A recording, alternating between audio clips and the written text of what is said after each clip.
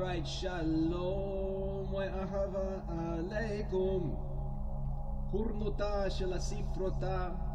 Coming back here in our Tikuni Hazahar series, and of course we're going to be using Safaria, and we have the proper Tikun loaded, and so we're going to start with Tikun 1, and Be'ezrat Hashem we will get to Tikun 70, no matter what happens in the world or who's listening or what or who this may affect. We plan to get to 70 faces. So what are these 70 faces? Just to review. Bereshit is Beit Rashit. If you see up here, this is just before the first Tikkun.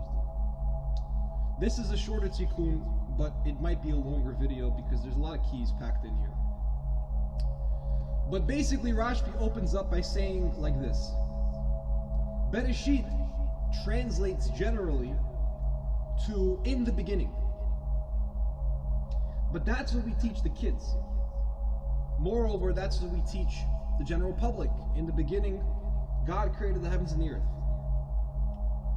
But Rashbi here is pointing out something interesting, in that Bereshit, which is the word in Hebrew, can be read only in Hebrew. Maybe Arabic too, because it's Bifaddi in Arabic. So you have the base there too. Also in the Quran, Bismi. So this base is in all three of these books, languages. But it's basically two beginnings. Beit, Reshit. Two beginnings. What are these two beginnings? Zeh ha'sha'ar la'adonai tzadikim yavobo. This is from Psalms, chapter 118, verse 20.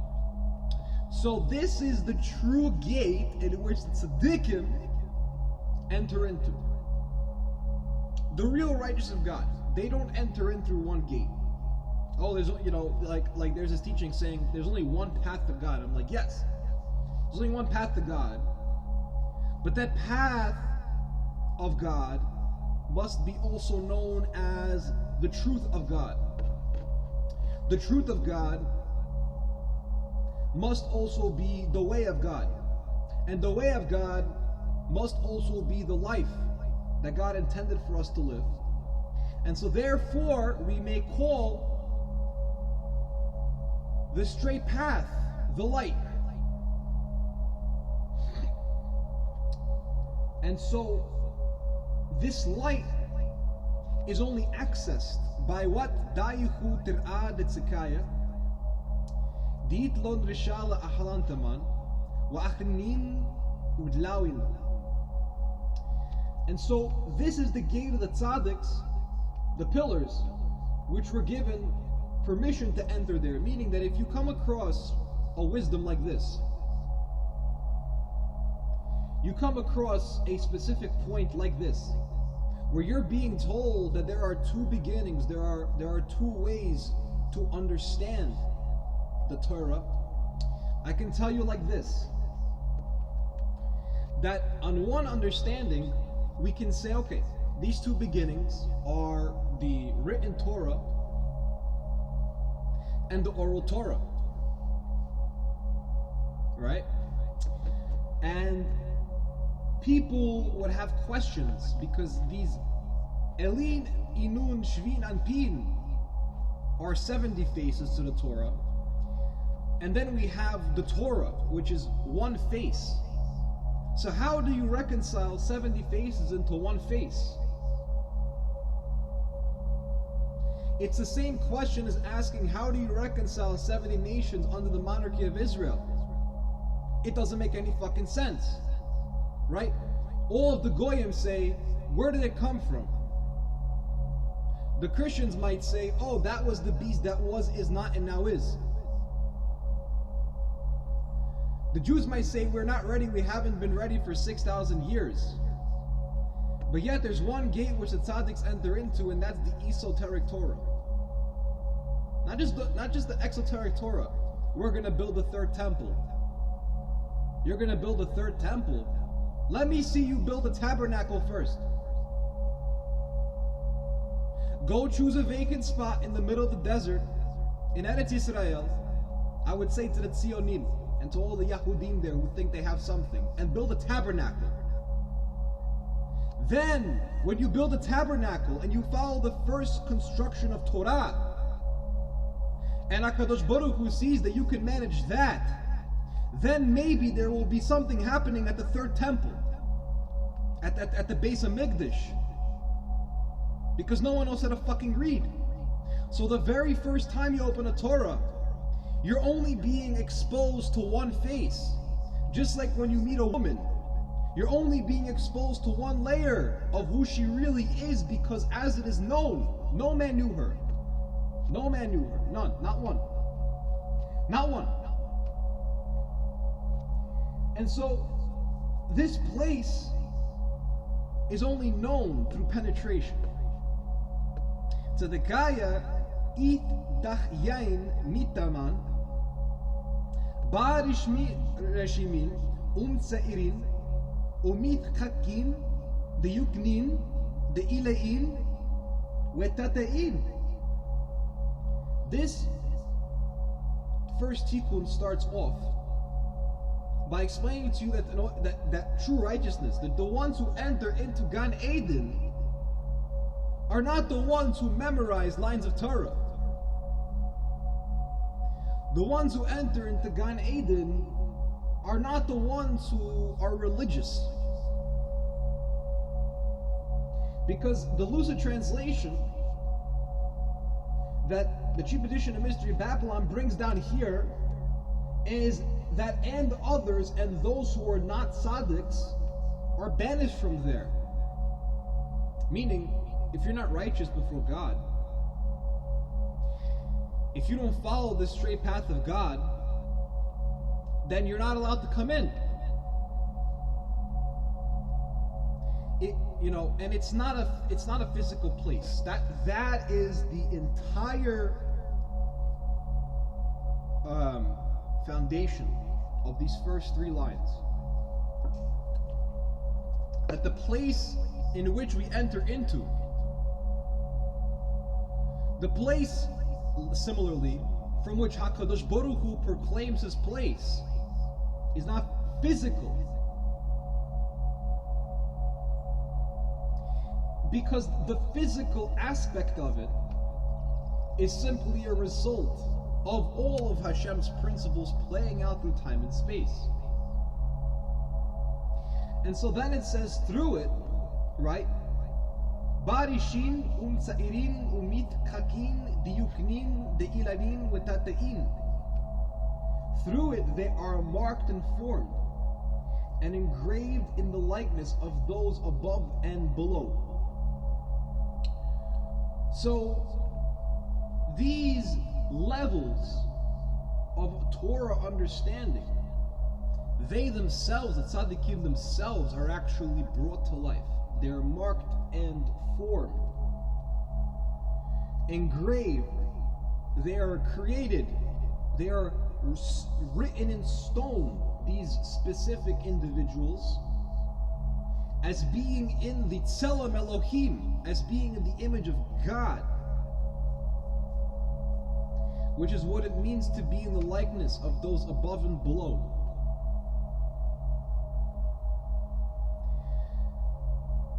Because nature's policy is that those who deal equalities, they are of God. And what else is formed there? Tziura de Adam Reshimataman. The formation of Adam is there. Who? Adam. But the Zohar here does not specifically tell you that we're talking about some man in a garden 5,700 to 900 years ago. This is what I mean. That is the exoteric Bible. That's the exoteric Torah. It's not talking about that here, because in the Kabbalah, in the schools of thought, we understand that Adam refers to a level of an individual who is operating at the level of the world called Atzilut, of emanation. ihu demut adam, meaning that the tzaddikim that are around in the world are compared to Adam. They're compared to the greatness of Adam, not in height, not in physicality, but in spirituality, which comes from scripturality. Reshima de arei taman lemina, ureshima de shur lismala. So there is a formation of a lion to the right, and there is the formation of an ox to the left. Ureshima de nishra be'emtsaita, uraza de milah. So immediately the Tikkuni Zohar is opening up with the 4 operative modes of this Adam. 4 modes, meaning when he's leaning towards the right side, when this particular individual is channeling right, he appears as a lion. When this particular individual or entity is channeling left, he appears as an ox. He appears to be working. On one hand, he appears to be ruling. On the other hand, he appears to be working. In the center realm of things, he's watching, right? But in the physical aspect of things, he's doing, he's making. So we already see a multidimensionality. We already see a complete dimension that opens up, that is, yes, it's mystical, yes, it's fun, yes, it's exciting, and it's not religion, but it is a science. There is a mastery to how to understand these things. And so the Tikunya Zohar is going to quote, right? Upenei arei el hayamin le'arbatam, this is from Yecheskel. And their face, and the likeness of their face is the face of Adam, and the face of a lion to the right, the 4 of them. So these 4 are going to immediately present themselves, okay, from the 2, right? Shtim shehem arba is something that is brought down as a principle in halacha. Shtim shehem arba. This is also found in the Kurbanos with the Kohanim. But what does it really mean, Shtem shehem arba? What does it mean, Shtim shehem arba? What does it mean, 2 that are 4? 2 is 2 is 4 is 4. No. Because if we go up, we see how many beginnings. There's 2 beginnings. This is called Chochmah. There is the thing itself, and there is the essence of that thing. There is the physical world, and there is the essence of that world. Okay? And so the physical world is completely described as being the realm of man. But when there comes an awareness of the formative astral plane within the human consciousness, it becomes almost, the human is able to have remote viewing. He's able to be like a nashar. But then he realizes that the physical plane is much more united than the planes above the physical plane. Because it's only when Adam, when a Kabbalist, who is one who connects to God's light, to receive God's light, when he looks up and he beholds, holy shit, who created all of this?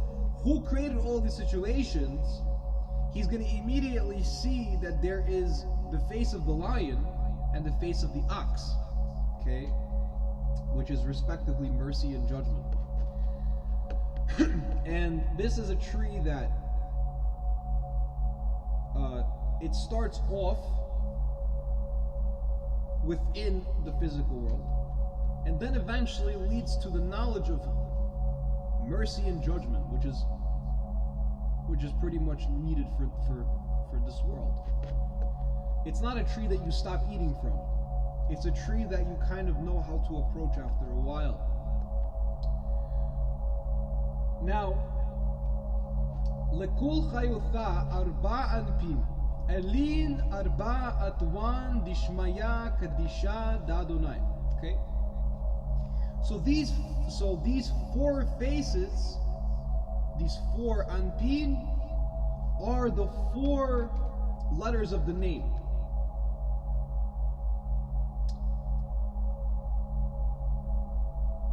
Now we have to pause, and we have to really ask ourselves, did we know before that these four letters of the name have correspondences? The answer from most people's lips is no, because they don't know God. Now, when you enter into the origin, right? So there is a beginning, and then there is an origin.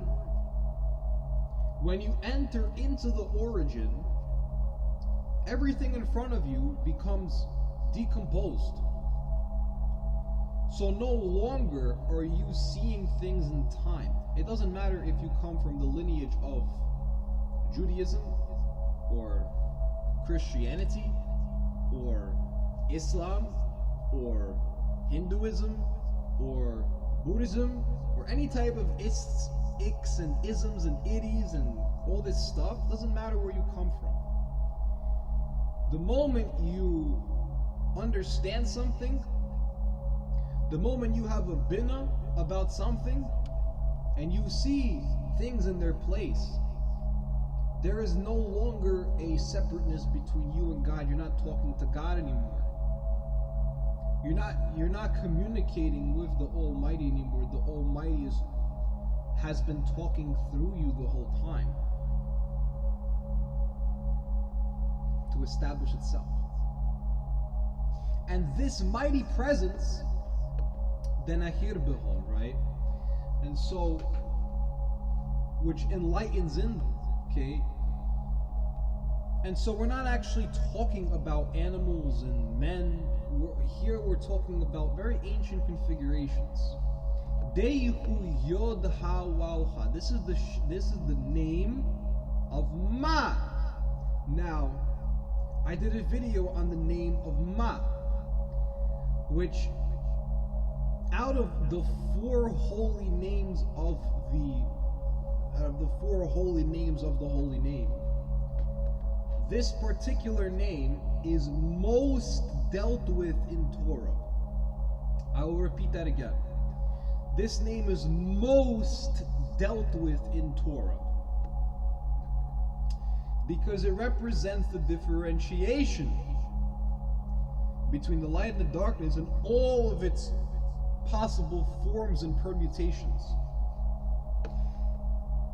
Desalik bechushvan chad. Demut adam da shekinta kadisha deihu diukna. And so Yod Havavha, this has a gematria of Echad.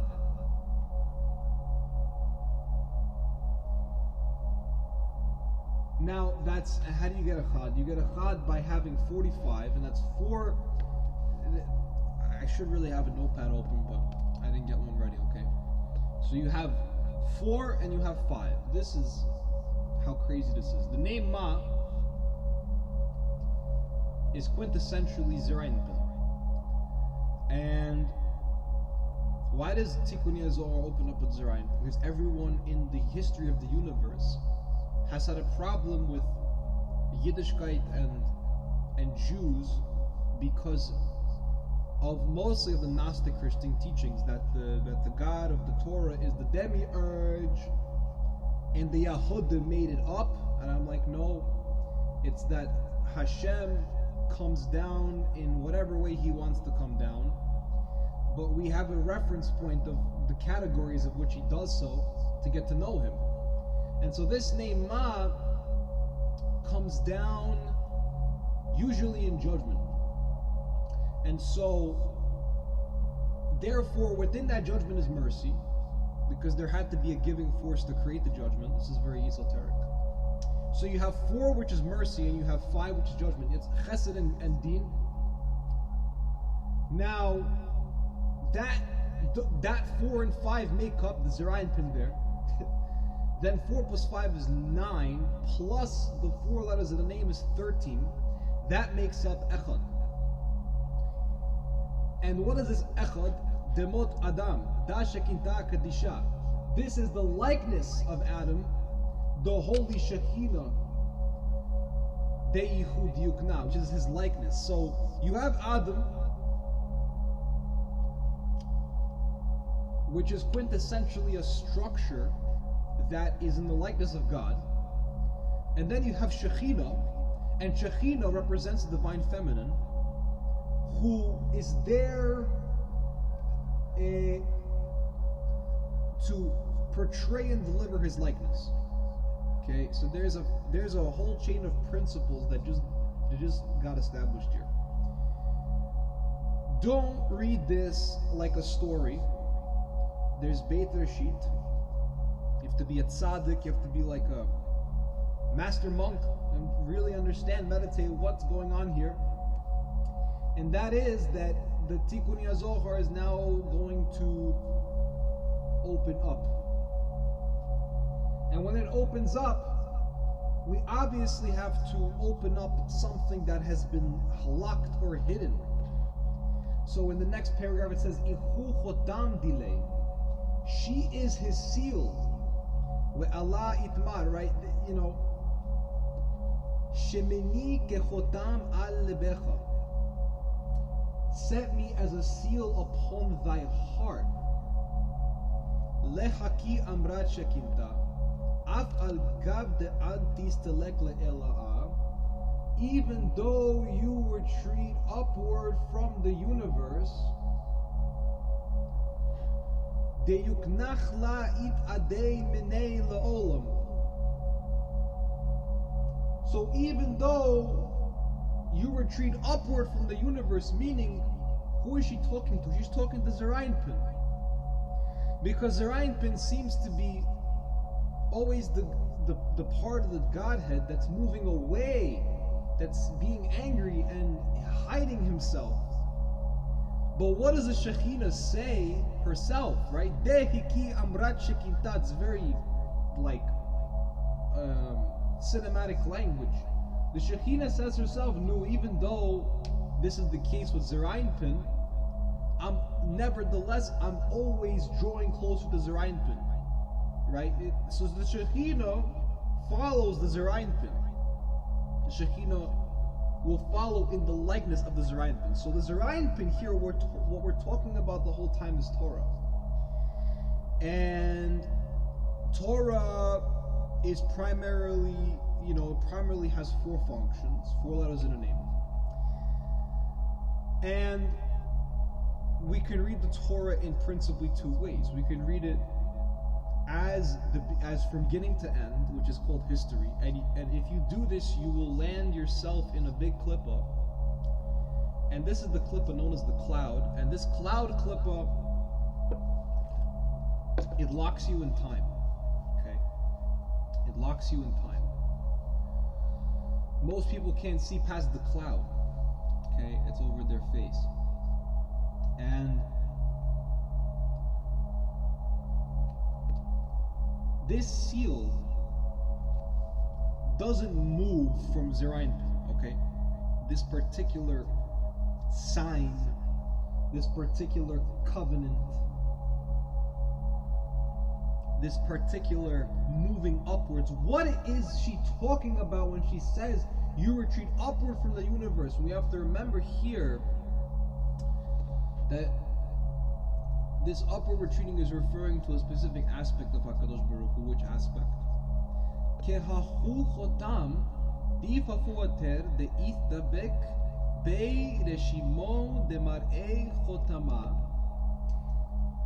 This, like his seal which is in his place, which is attached with his imprint of the master of the seal.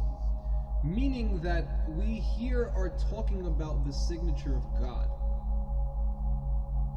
Right? That the signature of God is the Shekhinah.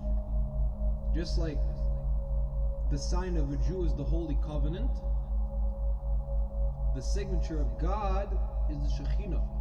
What is this specific signature of God? Right? How could we remember this? How could we understand this as we go through our lives and as we travel through our doorposts and while we're on the way? La itadei b'nei diyukna dechutama leish temuda be. So again, this word leish temuda, this leish temuda appeared way above if we remember.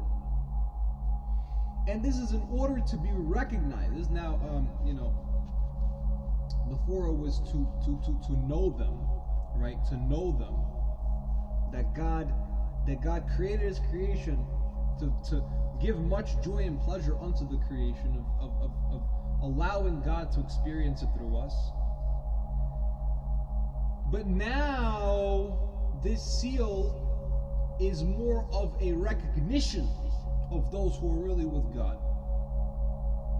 Uvjinka chamra knesset Yisrael bejlota shemeni kechotan alabecha, set me as a seal upon thy heart. This is from Shir HaShirim, the Song of Songs, chapter 8, verse 6. And here again, the tefillin of HaKadosh Baruch Hu come in. Kirshimu ditpilin deyad deinun lekabel liva. Like the form of the tefillin of the hand, which corresponds to the heart, kechotam al zeorecha, like the seal upon thy arm. Ketifpilin dirish'ad deinun tilyain retzu'in lekal sitin al liva udru'a, like a tefillin of the head, which hang the straps of all the sides upon the heart and arm. And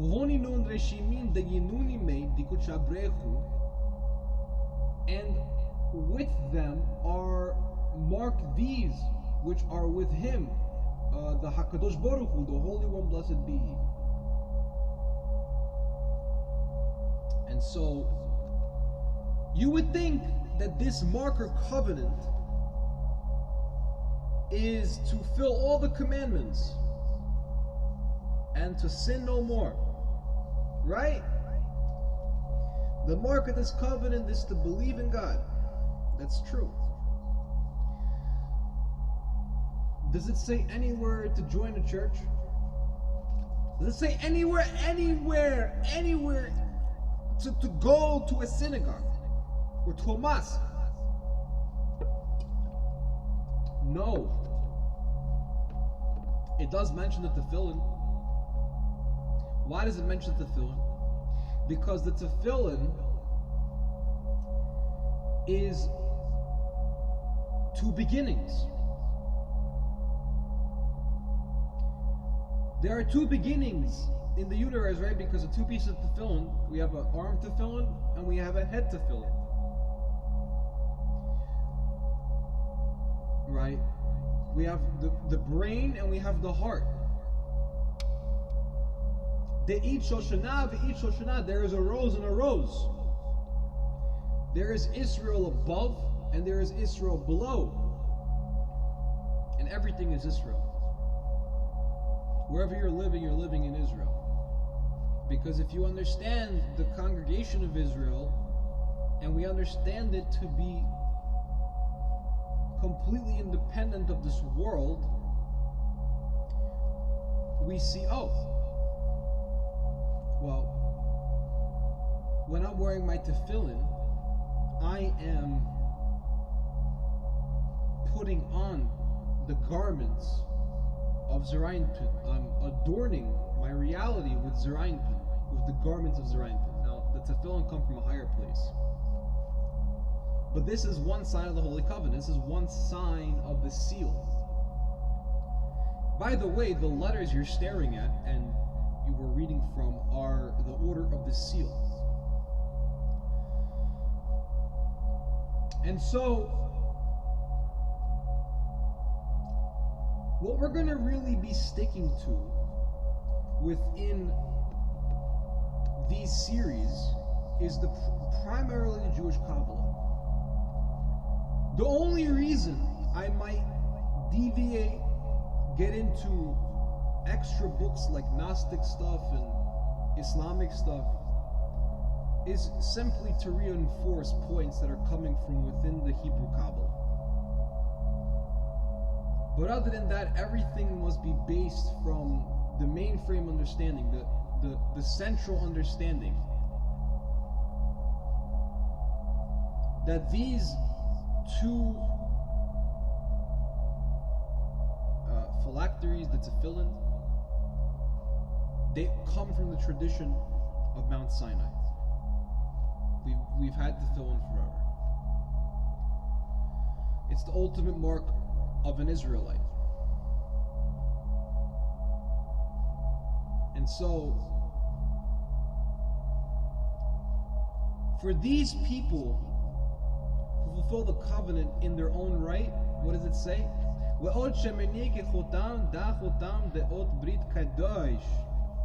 This seal is the Ot Brit Kadosh. This is the letter of the covenant, the holy covenant, the letter, the Ot, the letter. Wahu Ot Brit Shabbat. This is the letter of the Brit Shabbat. Kodesh Vayamim Tovim. What does it mean? To keep the Shabbos and good days.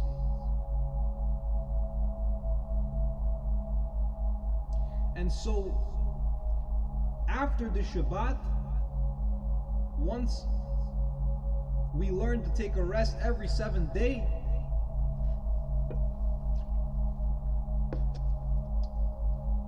we enter into the origin. When we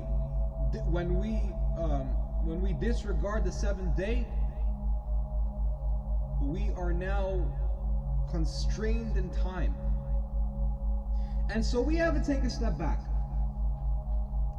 Because in these videos, I'm not just going to be talking about the lesson, but I'm also going to be bringing in world topics. And the world topic that's going on right now is so massive and so big that it might cause a war. We have many countries which right now are kind of preparing themselves for something. Israel's in the middle of all of it. And the one thing that I have in mind is not necessarily the third temple.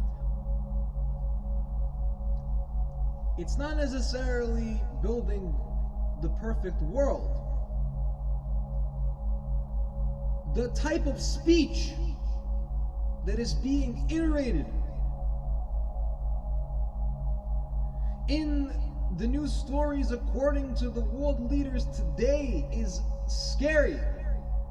Now, we shouldn't be scared yet, we shouldn't be afraid on our knees. We should fear God. But you will hear leaders threatening with not sticks and stones, ladies and gentlemen. With not swords and guns. Not even tanks and bombs. We're talking nuclear. And nuclear energy comes straight from the depths of Gehonim. So I'm not saying it's a bad thing, but I'm saying that's where it's from. And comes straight from the depths of Tohu V'Vohu, which is chaos and void, which is a place. These are places. Now I bet you pretty much everything that if every 7 days the entire world together got off the phones, got off the media, shut all their stores down, even the Goyim, they're not excluded from this shit. Them too. From one Friday to another Friday, I don't give a fuck who you are. You're a Jew, you keep Shabbos. You're a Yid, you keep Shabbos. Right? Because there's no more with people getting nice about it. If you're a Yid, you keep Shabbos. There's no excuse. How do you keep Shabbos? Every Friday, rest. Chill out. Have a day with God. That's how you keep Shabbos. You want to keep it with the 39 halachot? You want to be a tzaddik? Be a tzaddik. But keep Shabbos. For a Christian, even the more so. They're Israel. Even the more so. There's no excuse. Every Friday, keep Shabbos. Now the Muslimim, Ishmael is not excused from this. Esau is not excused from this. Yaakov is obviously not excused from this. In the Quran al-Katib al-Kareem, it says, Allahu Akbar says, Azza wa Jal says, every Friday, Shabbos. Bani Israel and no Bani Israel. It's not about Bani Israel. It's not about the Yehudim. It's not about the Jews. It's not. It's about following what the books say. And this is the sign of the covenant to take that the entire way that God comes down. He says, world, do 6 days a week. You're a part of my covenant. You're not part of my covenant. This, with that, fine. You do what you got to do. 7th day, the entire world off. I promise. 3-4 times that this happens in a row, forget about it. The Talmud says 2 times this happens. Rabbi Shimon Bar Yochai says 2 times Israel keeps Shabbos 2 times in a row. They will have the world to come because they will know how to chill the fuck out. This is an example of the sign. This is one example of the implications, ramifications. Nuclear war. Over what? Over what? Over a piece of land? Over politics? Over, oh man, over conflicts of interest? Nuclear war? Over this shit that's happening? That's not an excuse for nuclear war. An alien invasion, if that's when you start taking out nukes, then you go ballistic. Fine, I understand. But this is not an excuse for nuclear war. It's not. Okay? You see how I'm getting? And this is also explained here. Let's see. Brehu deihu mekinei alai so.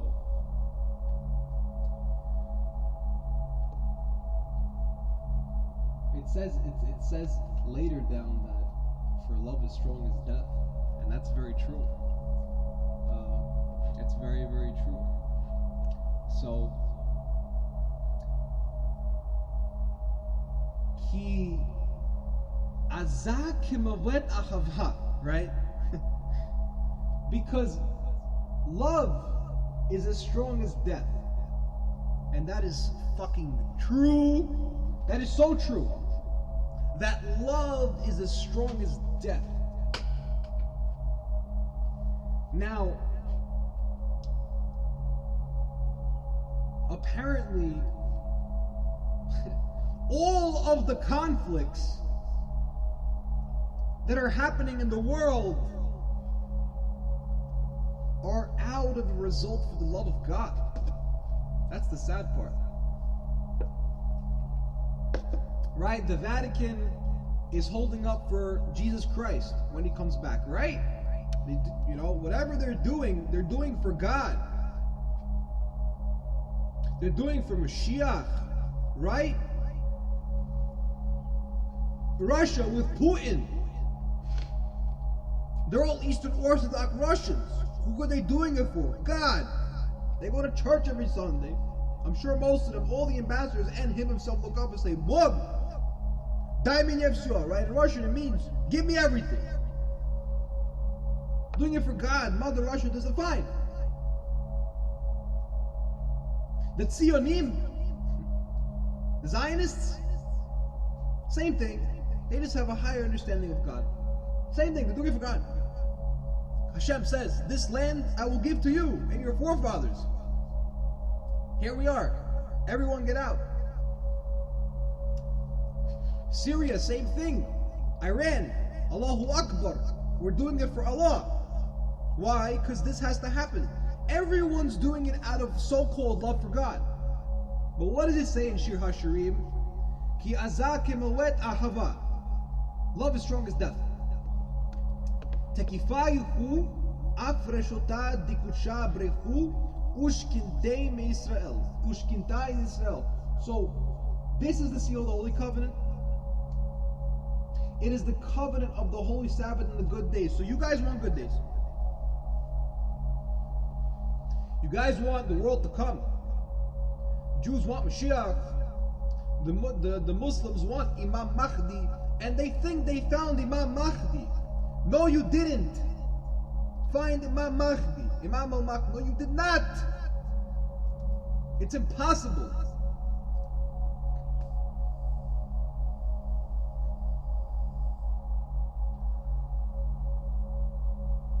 Because the Imam al-Mahdi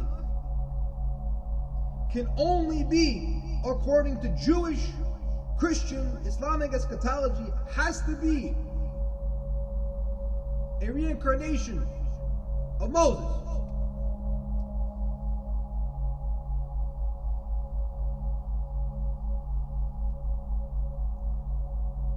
I will prove it. We go in the Torah and we read about a great time of famine, plague, starvation, slavery, Malhama, a time where the Bani Israel needed a leader to take them, listen carefully, to take them out of slavery, out of bondage. The Imam al-Mahdi will do the same thing for the world. Will do the same exact thing for the world. Will take us out of bondage. Who was the successor to Musa, to Moses, to Moshe? It was Yehoshua bin Nun, which is exactly where the Islamic eschatological scholarship and research and knowledge bases get their Isa from. That is why after the Imam al-Mahdi will come, Ad-Dajjal will come, and then Nabi Isa will come and destroy Ad-Dajjal, just like Yehoshua bin Nun had to destroy the city of A, or Ayin Yud, which is actually artificial intelligence, which is what I'm going into, by the way, as a career. You see, I don't want to do that. I don't want to have to go into this shit. Neither do the Mashiachim which surround me want to go into this shit. But we remember the good days. We remember the ancient days. We remember the time when the world had the zikr, the zakor of HaKadosh Baruch Hu, of Allah subhanahu wa ta'ala. The good days. And we have faith, and we've committed to our hearts that these days will come again. And there have been many efforts in the world which have tried to revive those good days, those Yamim Tovim. And we want them back. But I tell unto people, don't rush anything. Because, believe it or not, since the beginning of creation, this is recorded in the Tanakh, and this is recorded in the Quran Kareem, that the Creator manifested the heavens, and he did all of his work in 7 days. He did it in 6 days, rested in the seventh. And the scientists and the atheists are arguing, oh, are these like epochs? Are these like aeons? Like, maybe day one is like, 4.8 billion years. But sheker, kufar, echad. Wrong. Those are 6 literal days. Now listen, I'm not the world's foremost authority on anything. Meaning I still got a lot to learn. But I'll tell you one thing. It would be much greater revelation if those 31 lines of Genesis were actually 6 days. Because you know why? That means that we can actually fulfill the likeness of those 7 days in our lives and create heavens and earth like Hashem does. I mean, obviously not on the same level, because God is above all of us, and we have a lot to learn yet. But that's the point. So we wouldn't really be busy with all this political nonsense, nuclear garbage, stupidity. I mean, it's disgusting if we were busy on the Creator in the 7 days and the 6 days of creation, 7 day of rest.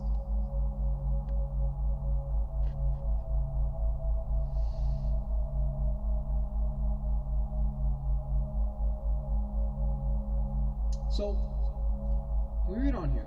Kepirishta de nishmata v'rucha v'nefsha megufa. Vetu ki azah kemovet ahava. So strength is the separation of the HaKadosh Baruch Hu and the Shekhinah from Yisrael, like the separation of the neshama and spirit and soul from the body. Meaning, what is it actually saying? Right? What is this actually saying? It's saying strength kifrishu de nishmata v'rucha v'gufa mejufa v'toki azak kemovet achava. The separation is the strength. The separation is the strength. So people who think they're strong. Oh, you're a mighty person. What the koi gabarata? Like you're a fucking, like people go around, they say, oh, you're a beast, bro. Like, you crazy, and then B-I-T, I'm not going to say the real word. You're this, you're that, bro. All this strength. Oh, I'm going to go to the gym, get some gains, bro. Fuck your gym. We have to fill it. Oh, I'm strong, I got all this education, oh, I'm big, I'm strong, I got money. Sheker. It's bullshit. It doesn't make you strong. It makes Israel and Hashem, Israel is people of God, and God separated. The egoism separates the person from God. And we're talking about nuclear war. Think about what would separate you more from God. right? Like on the level of strength, nuclear power. You know what nuclear power is, people? You know what that shit could, you could power a sun with nuclear fission. You could power a fucking solar system with that shit. That's how it works. Nuclear fission. And we want to talk about strong and powerful. That's the ultimate way to separate the world from God, is through this nuclear shit. I'm not saying nuclear energy is bad. I'm not gonna go there. If human beings work with the Creator could teach us how to create universes and have fun, like Him. All the pleasure, but no, we're gonna choose Pet Boy and the slim bomb. You know, we're gonna choose all this shit. Well, excuse my cursing. Every single line of Tikkuni HaZohar will smack you in the face. It will smack you in the face. You're going to get smacked once. That's why Yeshua said, turn the other cheek. Because you're going to get smacked hard. You know, it's going to be the imprint of like a siddur on your cheek. You know, and the next one is going to be the Talmud, then Tanakh, then Zohar. Then these are the wicked people. This is going to happen. They're going to get books thrown at them in Gehonim. Oh, man. And even in Gehonim, you could read books. It's pretty sad. Why?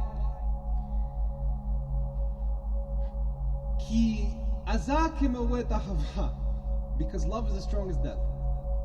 Kad Yisrael me yichudin shma dikucha barichu birchimu ve'amri habocher be'amo Yisrael be'achava. When Israel unites the name of the HaKadosh Baruch Hu with love and say, the one who chooses him in Israel with love, these are the people who proclaim every single day that they are united to Hashem, that they unite their lives to Hashem. This is what we could be channeling this shit through. All of this stuff that we do for egoism could be channeled. Could be channeled to God, which would create a utopia. It would simultaneously, over a week span of time, meaning Sunday, Monday, Tuesday, Wednesday, Thursday, Friday, Saturday, world to come. Today is, I don't know what day today is. I'm pretty sure it's Wednesday. Okay, Wednesday. Thursday, let's just say today the world is the way it is. Thursday, Friday, Saturday, Sunday, Monday, Tuesday, and then Wednesday, Olam Haba. People don't understand this. So it's giving you a sense of polarity here. It's giving you a sense of, okay, well, on one hand, this is how fucked we are, but on the other hand, if we channel it, this is how blessed we are. Okay, this is giving you polarity. If you do this, this is what's going to happen. If you do this, this is what's going to happen. So this is the gate that the tzaddikim enter into. This is the gate which they all come into. And we'll go on here. This might have to be 2 videos. So then it says like this. And we'll try to find Kimavet.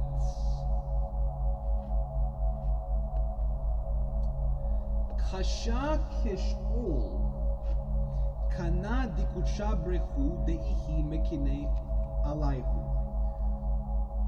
Strong like Shaul is the jealousy of the HaKadosh Baruch Hu, who is jealous upon them in the time which they go out from exile.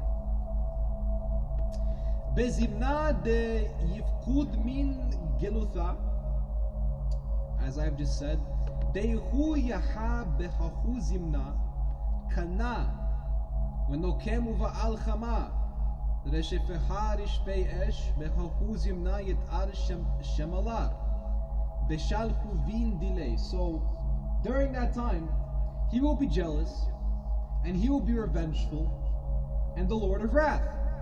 There will be flames of fire. In his time, he will be stirred up against the left with burning flames. HaKadosh Baruch Hu will be stirred up against the left in flames. That's very interesting that Rabbi Shmuel Yochai would mention this. Well, we have in our country 2 political parties in the United States of America, in this corporation. We have two factions of corporate employees. You know, may God be my guardian. One is called the right, and one is called the left. Are we noticing the whole Chesed Gevura, the Shema here? Are we noticing the Zerayin Pin here? Are we noticing the Demiurge here? So on one hand we have the right, the Republicans. Republicans are hardcore Christians usually. Yeah, you may be hardcore Jews who believe in the Bible, believe in God, believe in good values, believe in righteousness, believe in hard work, and believe in building a great country. Democrats, the left, believe in progressivism, free reform, free everything, laziness, the ability to give people great opportunity. And yet, Rashbi says like this, he will be stirred up against the left with his burning flames. Which group in the Torah does Hashem hate the most? Amalek, Yimak Shemo. In Amalek, Hashem says, we read every single day in our 6 remembrances. Amalek, yeah. Don't just get rid of him. Wipe his memory out of here. We don't wipe the memory of Amalek out of here. What do you mean wipe the memory of Amalek out of here? What does this nation of bastard, of these motherfuckers, have to do with burning flames, and have to do with, well, more or less cooling down the Torah? That's what, that's how I can put it. They cooled down the Torah. So all the liberals, the LGBTQ, I'm a wussy community, this whole thing, the pride parades, the open sodomy, right? All of this shit. Shem's like, this is the type of shit that messes up my people. This is the type of stuff that doesn't allow people to connect to God, because they're not taking days of rest. They're tired, and quite literally, we can't even get our thoughts straight most of the time. And so it's going to start talking about the name of Yah in a second, and I want to take another video to get that out. But I hope that everyone has enjoyed at least the first 75% of the Tikkun. Anochi Hurnota Shel Sifrata will definitely be back with a continuation, a finishing of this first Tikkun. And with that being said, hang tight. We have a lot more to discuss. Shalom. We'esela. Amen.